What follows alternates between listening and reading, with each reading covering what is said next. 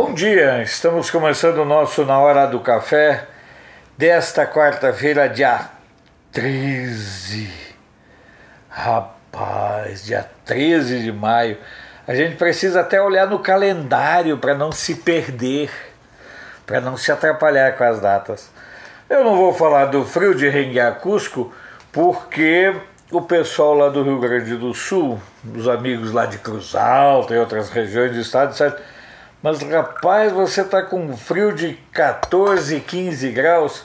Olha, o corpo vai criando suas próprias dinâmicas. Depois de um tempo você tem uma outra percepção sobre o frio.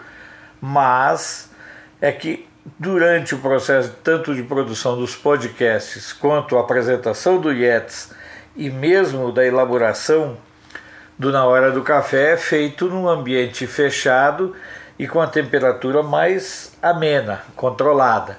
E aí você vem aqui para esse espaço que já é onde pega o vento da manhã, o frio da manhã, e realmente a gente sente. E o corpo vai se adaptando a essas condições de mudança de temperatura. Estamos começando nosso Na Hora do Café com este café que é aromático demais. Pensa um café especial que vem lá da região de Patrocínio, Minas Gerais, né? Então, e hoje tem uma notícia boa sobre o café que você vai acompanhar daqui um pouco. Também esse azeite é lá de Santana do Livramento, é o Ouro de Santana, que o casal amigo e sempre parceiro da gente, o Jorge e a Sinira, repassam para a gente experimentar e para a gente ajudar a divulgar. São produtos nacionais, precisamos divulgar os produtos nacionais. Se você tem algum bom produto para ser divulgado, entre em contato com a gente. Teremos todo o prazer em estruturar parcerias, porque nós precisamos divulgar os produtos nacionais.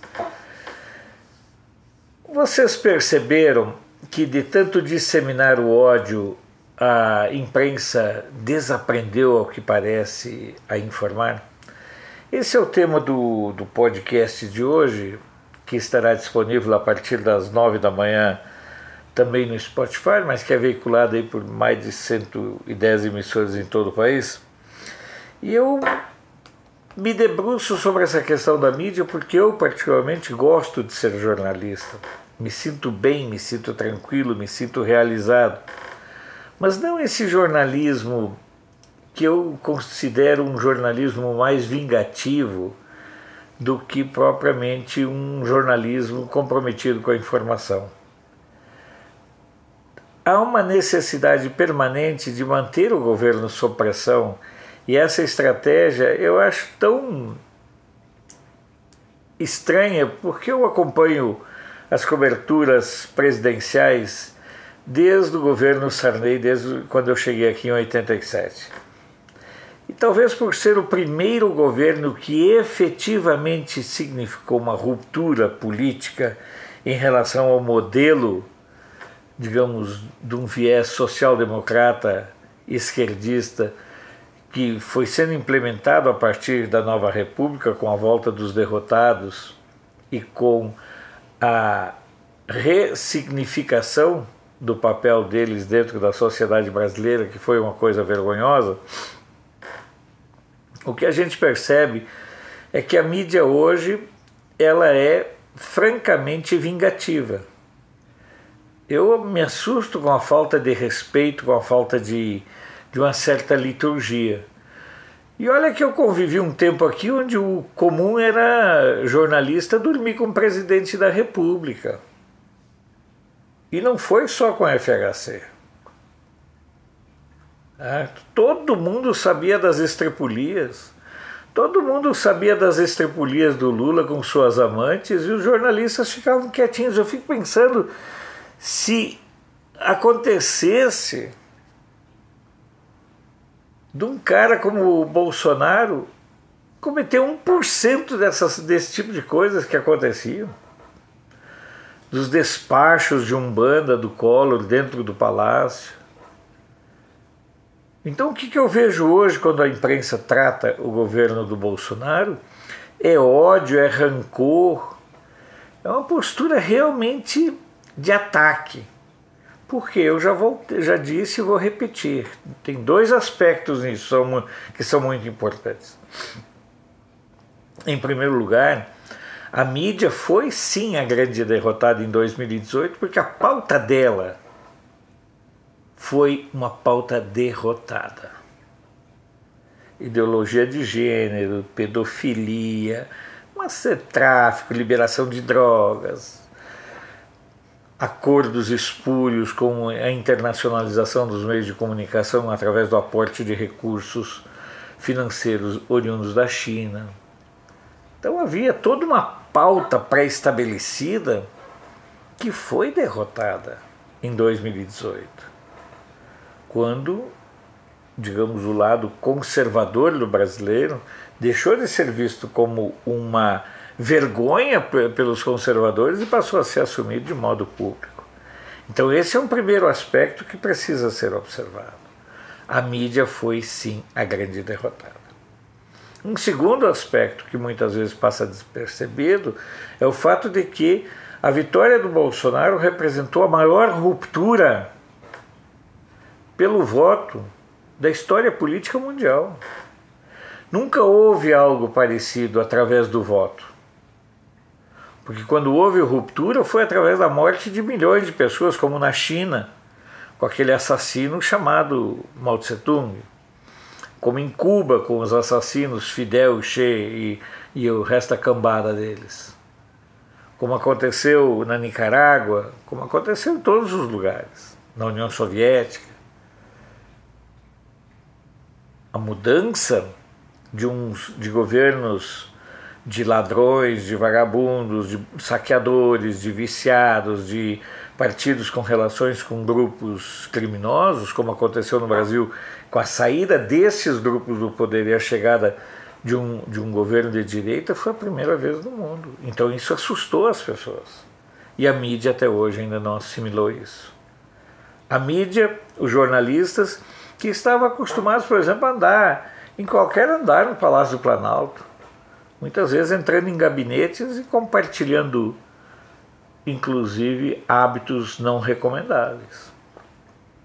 Isso são coisas que eu vi e que hoje são diferentes e que parece que os jornalistas sentem saudade desses tempos de permissividade e de licenciosidade que havia. Sem contar um outro fato, de que 14, 15 meses depois da posse do Bolsonaro, você não tem escândalos de corrupção. Porque se nós formos olhar realisticamente, os escândalos de corrupção do governo Lula só foram denunciados lá no Mensalão, mas em fevereiro de 2003 a roubalheira já estava dando solto e os jornalistas sabiam. E a imprensa sabia. E só publicaram alguma coisa depois que o Roberto Jefferson deu a entrevista. Mas que todo mundo aqui em Brasília sabia dos mensalinhos. Por quê? Porque deputado é língua solta. Porque deputado vai para boteco, porque deputado se encontra com jornalista, porque deputado gosta de se vangloriar do mal feito. Então todo mundo sabia desde fevereiro, março de 2003 que a roubalheira estava continuando igualzinho aos tempos de FHC. Os operadores, inclusive, eram os mesmos do FHC. O Youssef, o careca lá da agência, o Marcos Valério, eram os mesmos. Mas a imprensa, para ela estava tudo bem, porque ela também manteve as mesmas regalias que ela tinha antes, inclusive aprofundou. Quando chega o governo Bolsonaro e termina com isso aí, me parece que quem mais reclama, além do pessoal do Centrão, é o pessoal da mídia. O que antes eles, de modo covarde, eram cúmplices e, em certo sentido, sentem falta. É lamentável que a imprensa tenha deixado se corroer pelo ódio. Longe de mim de querer uma imprensa que bajule, mas eu quero uma imprensa que informe, não que deturpe, não que omita, não que seja ativista política, que tenha no ativismo político sua razão de ser. Hoje, boa parte dos jornalistas se portam como militantes políticos. Transformam a sua ferramenta em um espaço de atuação política. E isso não é jornalismo. Volto a dizer, não quero, não busco, não aceito e não gosto de uma mídia que bajule, mas uma mídia que seja desgraçadamente apenas ativista política, ocupando o lugar inclusive dos partidos políticos, eu acho que é algo muito perigoso, algo muito perverso e algo que acaba ajudando a comprometer ainda mais a imagem da imprensa junto à sociedade, que hoje, a bem da verdade, se informa muito mais pelas redes sociais do que pela mídia tradicional. Se você quiser conhecer o podcast, é só você entrar no Spotify ou outros de streaming e acompanhar todos os dias, às 9 horas da manhã, depois que se veiculou nas emissoras de rádio de todo o país, o podcast é liberado no streaming do Spotify, tá certo? Eu vou tomando meu cafezinho, que se não tá um frio de renguear Cusco, e nem de bater queixo, mas tá frio. Muito bom esse café. Se você tiver interesse em conhecer essa linha de cafés especiais e você não morar em Brasília, se você morar em Brasília, você pode entrar em contato pelo delivery do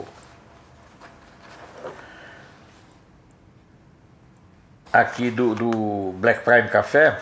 O delivery do Black Prime Café é 61, o telefone de Brasília 3021 1920. Ou então, no caso desse, especificamente desse café aqui, cafenuance.com.br, você verá os outros cafés que tem.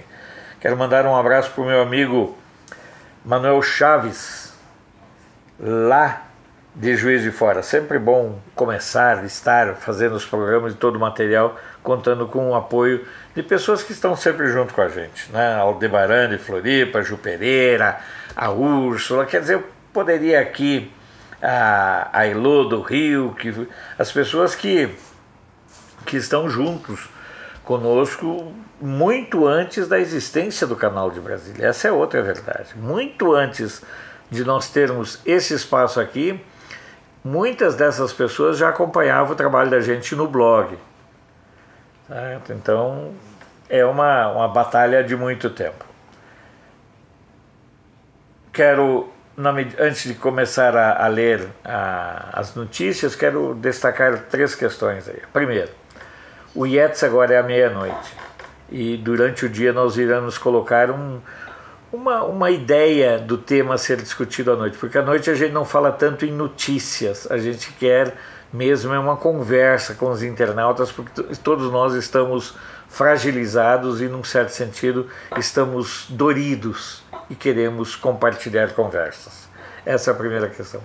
Segundo, agradecer imensamente aos amigos, aos companheiros, ao pessoal do Jornal da Cidade Online, que sempre repercutem os comentários da gente, e ontem fizeram isso com o comentário do Alexandre Garcia. E em terceiro lugar, que continuamos na luta para chegarmos a 100 mil inscritos sem jamais termos gasto 1 centavo em compartilhamento ou impulsionamento de conteúdo, mas contando com a sua participação e com o seu apoio. Isso sim que é fundamental. Vamos girar as notícias? Eu falei que tinha notícia boa do café. O Brasil exportou 3,3 milhões de sacas de café em abril deste ano, considerado a soma de café verde solúvel, torrado e moído, o que representa um aumento de 2,5% em relação ao mesmo período do ano passado. A receita geral foi de 442,1 milhões, uma alta de 9%. E o preço médio da saca foi de 132,02 dólares, também um aumento de 6,4%, sempre na comparação com abril de 2019. Os dados são do relatório do Conselho dos Exportadores de Café do Brasil. O café brasileiro, além dessa questão de nós termos redescoberto um perfil de consumo de cafés mais qualificados, o café brasileiro continua sendo uma referência mundial.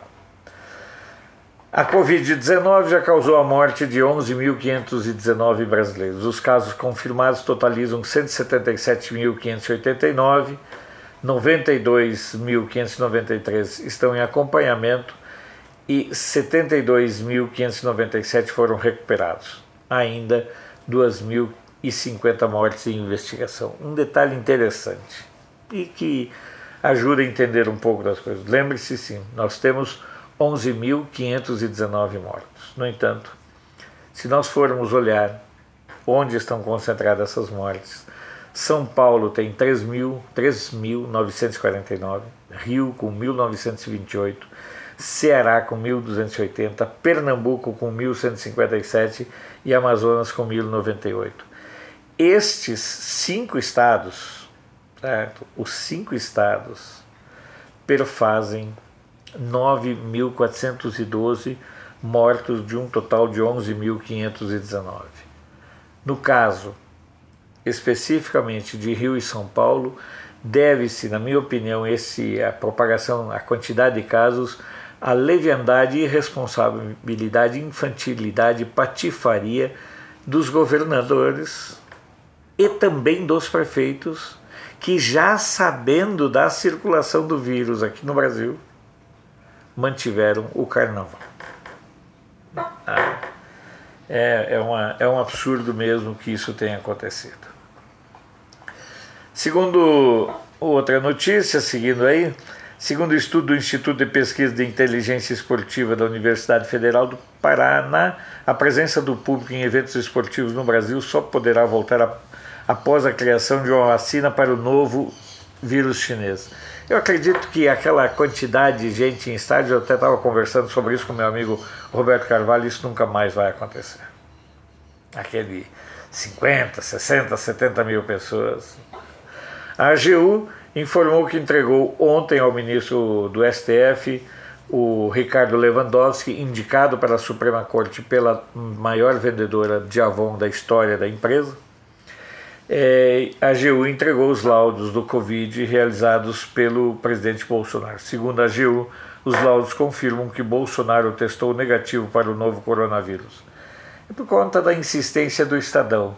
Logo quando surgiu a primeira notícia, eu conversei com um repórter do Estadão, ele me disse: olha, Alfredo, nós recebemos a informação de dentro do HFA de que deu positivo os exames do Bolsonaro. Mas eles seguraram essa informação e estão tentando de todas as formas acessar os exames.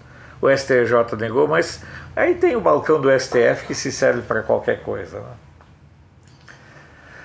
Para finalizar, o programa de redução temporária de salários e de suspensão de contratos de trabalho durante a pandemia do vírus chinês ajudou a preservar 7.206.915 empregos, divulgou ontem a Secretaria Especial de Previdência e Trabalho do Ministério da Economia. Segundo o órgão, os valores a serem pagos de complementação de renda totalizam 12,73 bilhões de reais. Eu vou tomar um café, só para variar, esqueci a água.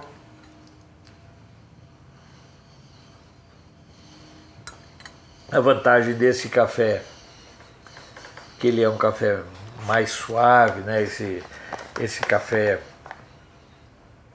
Mundo Novo, você pode tomar ele tranquilamente sem açúcar. Não é só o arábica, esse aí também dá para tomar tranquilamente, fica um gosto bom na boca. Correio do Povo de Porto Alegre. Chuvas finalmente aliviam grande parte do Rio Grande do Sul. Aliviam, mas não resolvem, né? Gazeta do Sul. Novo decreto possibilita atendimento de restaurantes à noite em Santa Cruz. Só à la carte. Não tem mais self-service. Não pode ter. Por enquanto não. Nem no almoço e nem no período noturno. Certo? Ou prato feito ou à la carte. Jornal NH, Novo Hamburgo passa a ter menos restrições. O Rio Grande do Sul foi adotando um sistema de liberação do comércio que, na minha opinião, é muito parecido com esse que o governo federal está tentando implementar e sofrendo boicote de toda sorte dos estados. De alguns estados a gente sabe bem por quais razões. Notícias do dia de Floripa. 2 pedidos de impeachment contra Carlos Moisés são protocolados na Alesc. Rapaz, o Carlos Moisés quis cair de braçada no colo do Dória e do Witzel. Pelo jeito ele vai cair mesmo de braçada ali na água ali que cerca a ilha de Florianópolis, porque tá feia a coisa, tá feia a situação pro lado dele. Virou as costas pro Bolsonaro, se achou maior do que o Bolsonaro e está pagando a conta por conta das estripulias. Ainda bem que rompeu com o Bolsonaro, porque batedor de carteira com Bolsonaro não funciona. Gazeta do Povo. Equipamentos médicos e tecnologia, o legado da Covid-19 para o sistema de saúde no Brasil. Eu acho engraçado, porque vocês lembram que o Brasil teve Jogos Pan-Americanos, aí qual é o legado? O legado é que o Botafogo ganhou um estádio. Aí teve a Copa do Mundo, qual é o legado? E lá no Pan-Americano já tinham reformado o Maracanã. Aí chega a Copa do Mundo, reformam de novo, fazem elefantes brancos que nem esse aqui em Brasília, Arena Pantanal, Arena Amazonas, Arena das Dunas, pelo amor de Deus. Mas enriqueceram pra caramba. Aí vem as Olimpíadas, outra derrama de dinheiro, e sempre por conta, vai ter um legado. Espero que o legado dessa epidemia da Covid-19 seja, na verdade, uma tomada de consciência de que saúde é algo que deva ser tratado sempre de modo contínuo, não esperar o problema.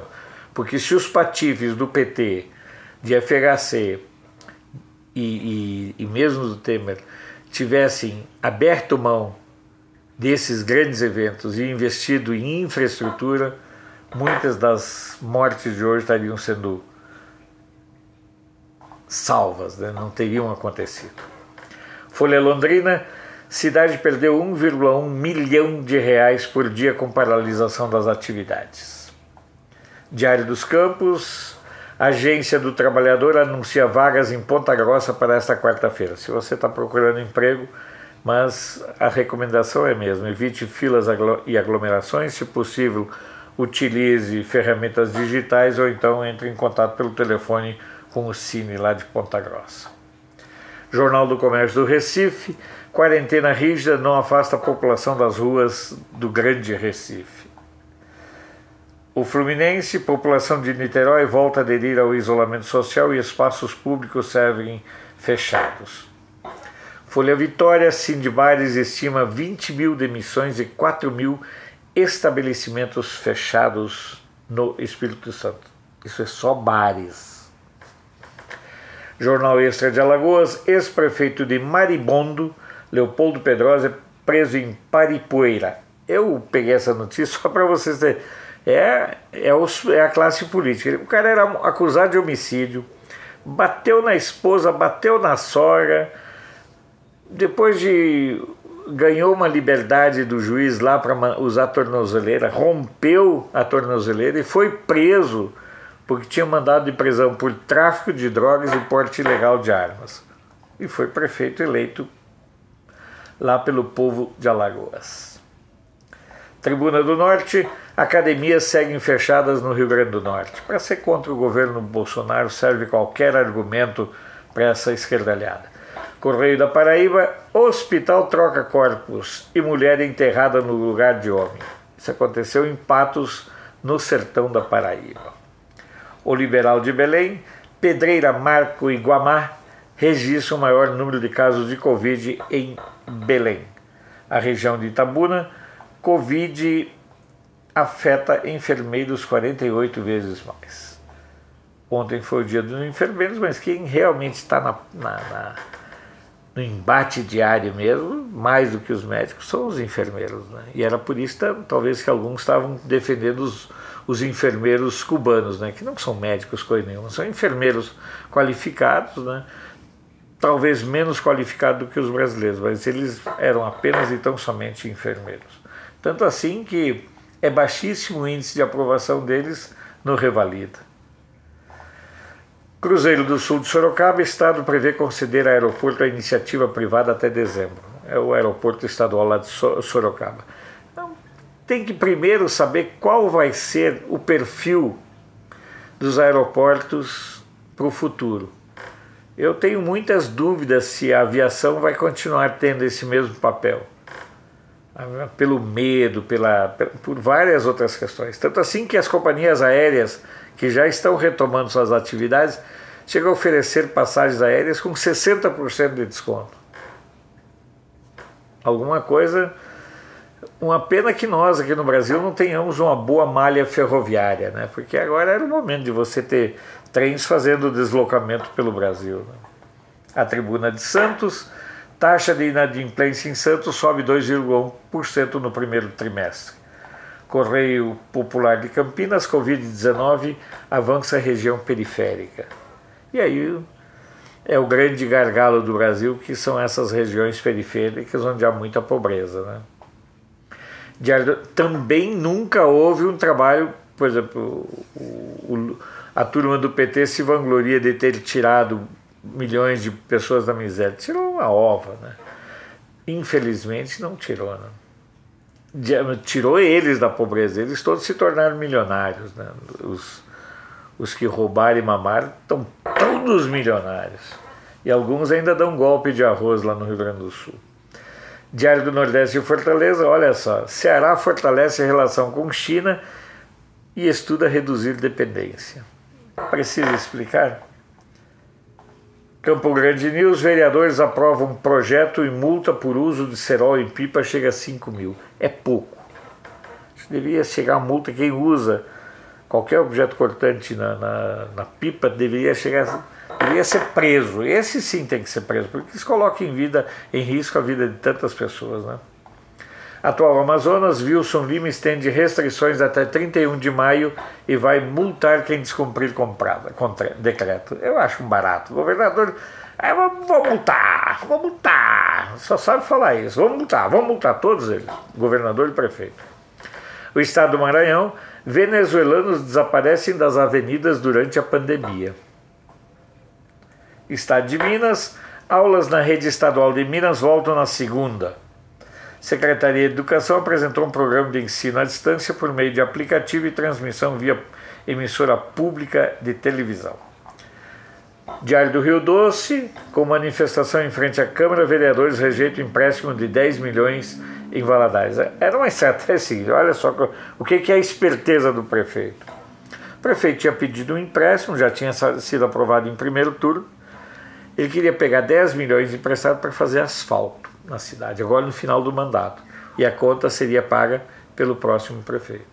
É hora de terminar com essa farra, precisa. A pressão popular resolveu lá. Tribuna de Minas, de Juiz de Fora, terra de muita gente que acompanha o nosso canal, que está sempre junto no IETS e que está sempre acompanhando, né? Não é só o Manuel Chaves, tem a Drica, tem tanta gente que lá de Juiz de Fora que a gente até comete injustiça em não falar. Governo anuncia pagamento de servidores da saúde e da segurança pública. O governo de Minas informou que na próxima sexta-feira, dia 15, depositará integralmente o salário dos servidores da saúde e segurança pública. Não há data prevista para as demais categorias. A quebra foi muito grande, né? Folha da Manhã de Passos, Cássia, que é um município ali da região, realiza triagem em ranchos para ver não apenas a questão do Covid, mas de outras moléstias. Triângulo Notícias, prefeito ignora decreto de Bolsonaro e academias seguem fechadas em Patos de Minas. Esse prefeito ele é meio biruta de aeroporto, vai de um lado para o outro, né? Diário de Uberlândia, infecções virais podem se intensificar com a chegada do frio em Uberlândia. Das redes sociais, muito obrigado mais uma vez ao pessoal do Jornal da Cidade Online, que destaca o meu comentário de ontem sobre a questão do Alexandre Garcia. Então tá lá. Ataque a Alexandre Garcia revela a destruição ética do jornalismo. De Brasília, programa de redução de salário preserva mais de 7 milhões de empregos. Brasil Sem Medo, que é um site com uma pegada boa de assistir. Então, se você quiser, é brasilsemmedo.com. E um dos destaques lá é: ou você é cristão ou você é socialista. Nós, durante a madrugada, começamos a discutir esse tema e realmente não tem como você ser de esquerda e ser cristão. Se a esquerda defende aborto, defende tudo que... todos os valores que os cristãos defendem, a esquerda nega, né? Basta esse, de serem defensores do aborto. Aí tem pedofilia, tem tantas outras incidências comportamentais.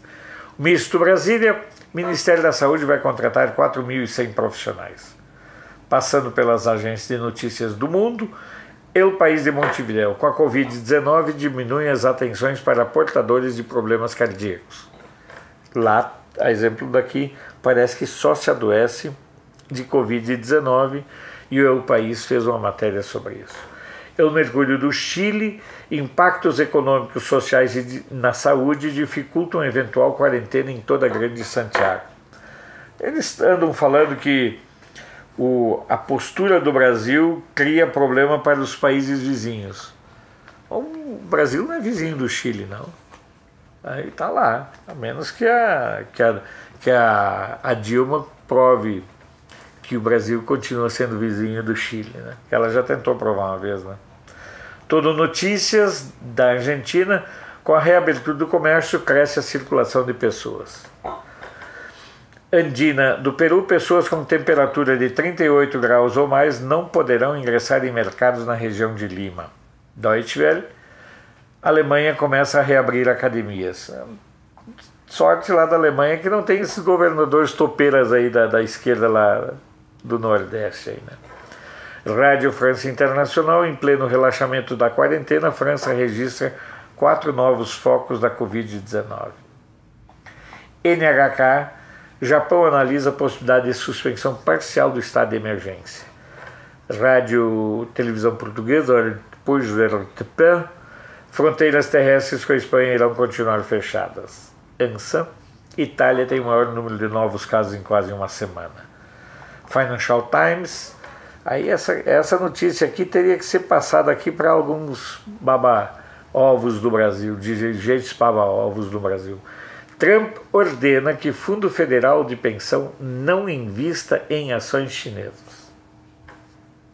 Aqui no Brasil abrem-se as portas do espetáculo. La Vanguardia de Barcelona, a quarentena de 14 dias para viajantes estrangeiros deixa o setor do turismo em choque. Se você for para a Espanha, você já cai na quarentena de 14 dias. Agência Brasil, exportação de café brasileiro aumenta 2,5% em abril. Para encerrar, vou tomar mais um golinho de café, que isto é bom demais. Um dos aspectos que a gente tem conversado muito no IETS, que é essa live diária que começa à meia-noite, e a gente tenta desmontar um certo temor das pessoas. Na verdade, existe uma estratégia muito definida de manter o governo Bolsonaro sob pressão. Então você tem, por vezes é o Centrão, é o Congresso Nacional, por vezes é o Judiciário, por vezes é a mídia. Eles vão se alternando, certo? Então, cada momento é alguém fazendo pressão, pressionando e tentando desestabilizar o governo. E me parece, por vezes, que o pessoal conservador ainda tem uma certa dificuldade de entender o que verdadeiramente está em jogo. O que está em jogo é tentar desequilibrar o governo. é vender a imagem de que o governo está perdido. E quando você repercute essa imagem, você começa a dar razão à estratégia que esses grupos definem. Eu, por exemplo, tenho a clara convicção de que essas ações do STF, do Celso de Mello, do Alexandre de Moraes, elas são acertadas, negociadas,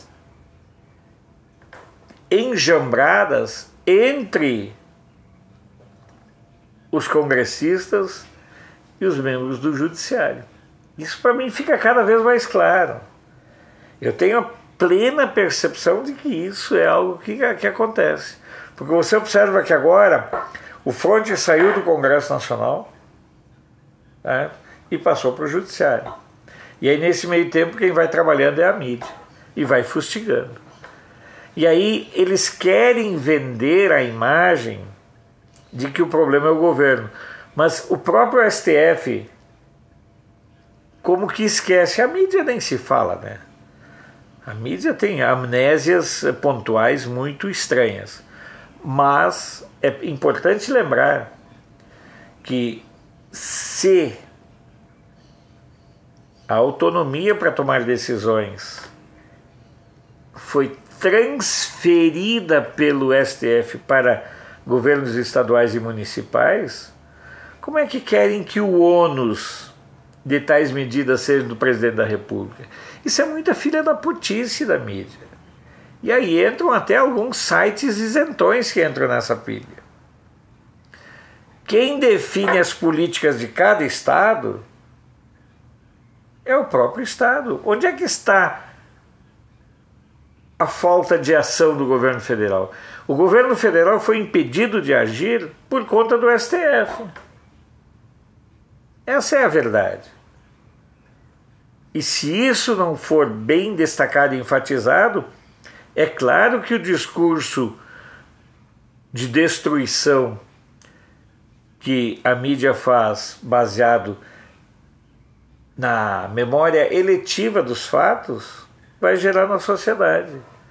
Fiquemos claros, cientes e conscientes do seguinte: a partir do ativismo judicial, a partir do ativismo midiático, é uma estratégia de manter o governo sob pressão. E para isso eles desinformam, para isso eles omitem, para isso eles contam com todos os mecanismos de produção e muitas vezes contam também e assustadoramente com a fragilidade de muitos que se dizem conservadores. Eu usei por analogia uma imagem, eu sou da roça, muitas vezes é assim, quando você está andando, você vai tratar, por exemplo, a criação, você joga uma mão de milho e corre todo mundo para lá. A esquerda, a mídia, o judiciário faz isso, eles jogam uma coisa e todo mundo vai lá se preocupar com isso. Era o depoimento do Moro, era o depoimento do Valeixo, era o depoimento não sei do que, e as pessoas entram na pilha. Então nós temos que ter uma certa eletividade também e uma compreensão do que está acontecendo. Ontem na live, daqui um pouco alguém veio perguntar: mas você viu quem é que vai ser entrevistado no Roda Viva? Eu não sei nem que programa é esse. Mas lá, os grupos de direita vão lá. Eu já falei, quando você dá um dislike, você está dando um acesso. Quando você retuita uma mensagem que você não gosta, xingando o autor, você acha que ele lê? Você acha que numa postagem com 2.000 respostas, o autor da mensagem vai ler? Mas para o ranqueamento, digamos assim, da influência dessa pessoa, a sua resposta negativa tem o mesmo peso de uma resposta positiva. Então vamos ter mais cuidado, vamos confiar mais no trabalho, vamos cuidar mais da nossa qualificação enquanto pessoas de um pensamento conservador e vamos principalmente nos mantermos atentos para a mobilização, não para o apavoramento, porque é a nossa mobilização que impede qualquer tentativa de golpe, impeachment ou derrubada do Bolsonaro. Deixa de lado o apavoramento e se qualifique para o embate, que o embate é cotidiano, é diário, é constante, é sistemático e é ideológico. Isso é importante que você tenha clareza dessas questões. Vou deixando aqui um abraço para você, desejando uma boa quarta-feira, e a gente vai se encontrar de novo à meia-noite no IETS, amanhã de manhã na hora do café e depois na postagem de vídeos com comentários. Se você puder, se você tiver condições, nos acompanhe nas redes sociais, sempre com o Canal de Brasília. Um abraço e até mais.